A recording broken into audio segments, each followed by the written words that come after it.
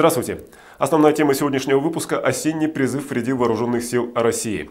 Отдаю себе отчет, что сердце ни одного юноши, его матери или отцов, в общем-то, ёкнуло при этих словах, оно и понятно. Тема эта актуальна не только для тех призывников, которые уже получили повестки, но для тех, кому эта процедура предстоит, ну и, конечно же, особенно для тех, кто планирует, что называется, откосить от призывной комиссии. Но об этом какое-то время спустя, а сейчас несколько слов о наиболее заметных событиях в республике и ее столице.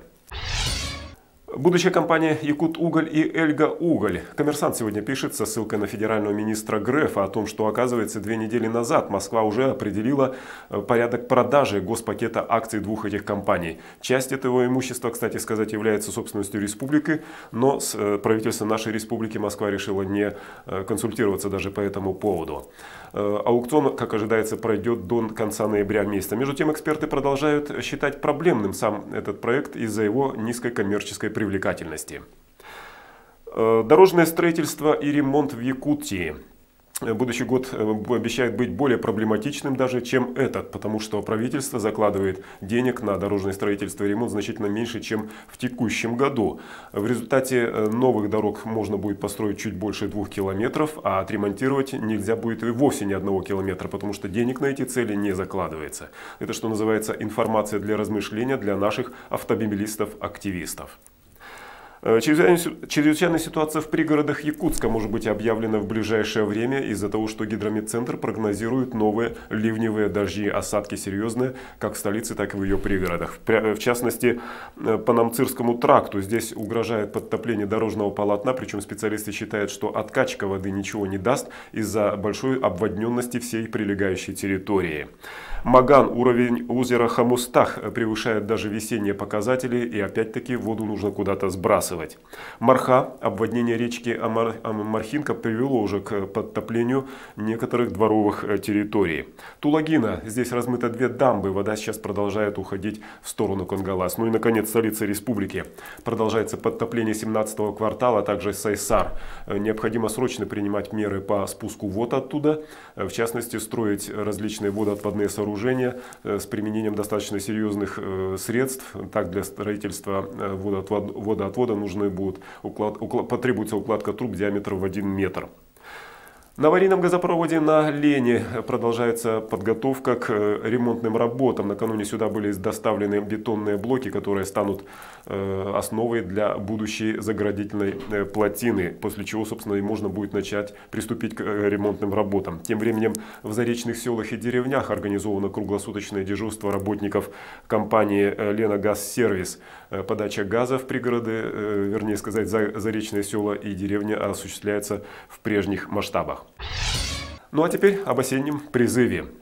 Он начался официально 1 октября, первый рабочий день месяца и недели, соответственно, 2 октября, понедельник. Так вот, уже в этот день в военкомате города Якутска можно было встретить немало юношей, которые прибыли сюда по повесткам, в том числе и с родителями. Правда, многие все-таки полагаются исключительно на свои силы и на свои оценки ситуации, в которую они попали. Здравствуйте, ребята. Пару вопросов можно задать? Нет. Если бы в армии повестку не получил, чем бы занимался сейчас?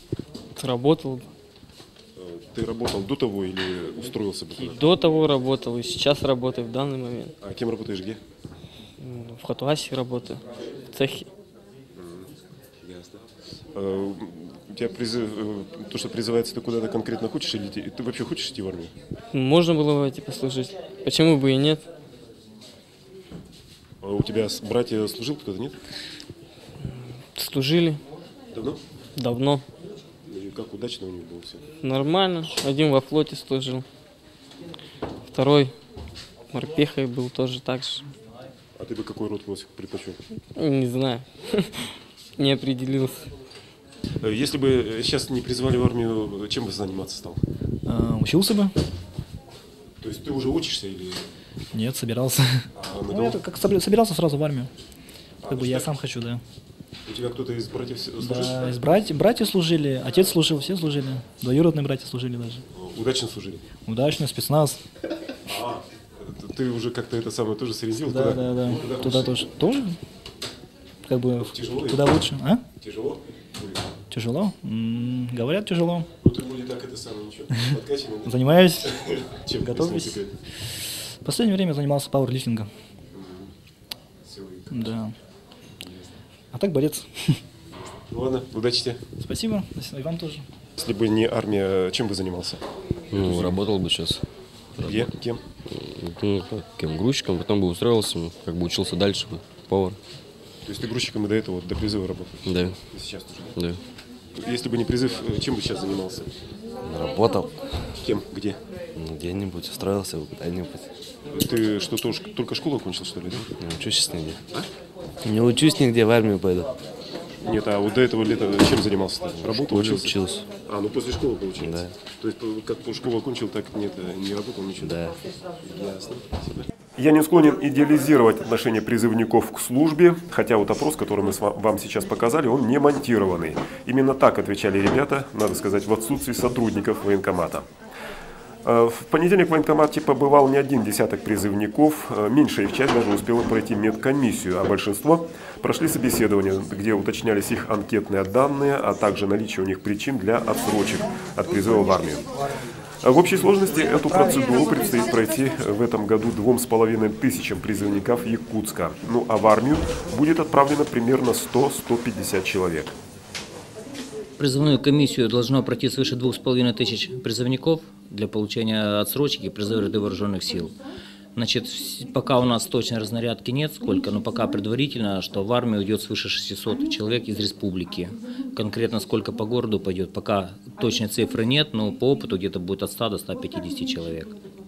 Вы буквально сегодня ведь начали только работать, и я так понимаю, вот сейчас пройдясь по вашим коридорам, что какой-то организационного такого этапа, как такого нет, уже в принципе уже с призывниками работаете? Нет, организационный этап уже прошел, то есть были отправлены соответствующие запросы, то есть мы получили списки с лечебных учреждений, кто из ребят значит, болен чем и так далее, получили списки из органов внутренних дел о том, кто привлекается, то есть кого нельзя в настоящее время. Ну, то есть все необходимые подготовительные мероприятия проведены, и в принципе с сегодняшнего, с первого же дня, мы, в связи с тем, что у нас очень большое количество проходит людей, мы вынуждены с первого дня и последнего дня полностью использовать все каждый день призывной.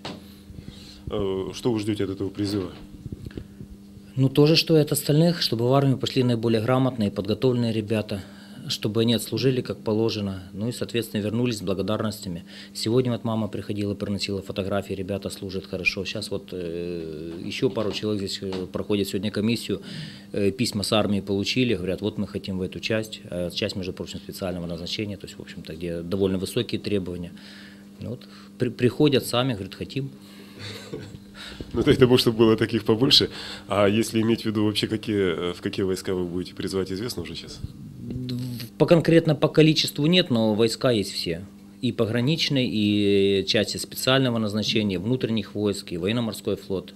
Именно по количеству в данный момент у меня сейчас нет точно. Я помню, вы говорили о весеннем призыве, что он был такой качественный, то есть и части были нормальные. Сейчас обычные, скажем, да? Нет, сейчас то же самое. Ничего не меняется, потому что, ну как ничего не меняется? Не меняется с точки зрения того, что еще больше набрали контрактников. И сейчас, в принципе, вот эти 3 призыва, вот этот и 2 следующих, они будут переходными к тому, чтобы потом переходить на год. Уже, соответственно, сейчас разработаны документы, то есть мы уже потихонечку начинаем готовиться к переходу на то, что служить будут больше, скажем, людей, но меньше по срокам. Ясно.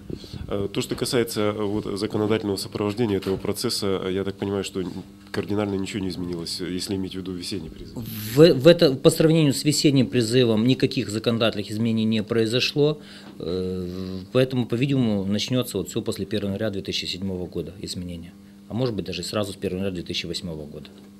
По крайней мере, вот эта поэтапная отмена отсрочек, вот то, что говорили, окончание этапа будет 1 января 2008 года, когда все это вступит в силу. До той поры, пока в какой последовательности и что, ничего нет. Первая команда призывников Якутска будет отправлена в войска только в конце ноября месяца. Еще раз повторюсь, примерно 100-150 юношей Якутска ожидает такая участь. На сегодня все. До свидания.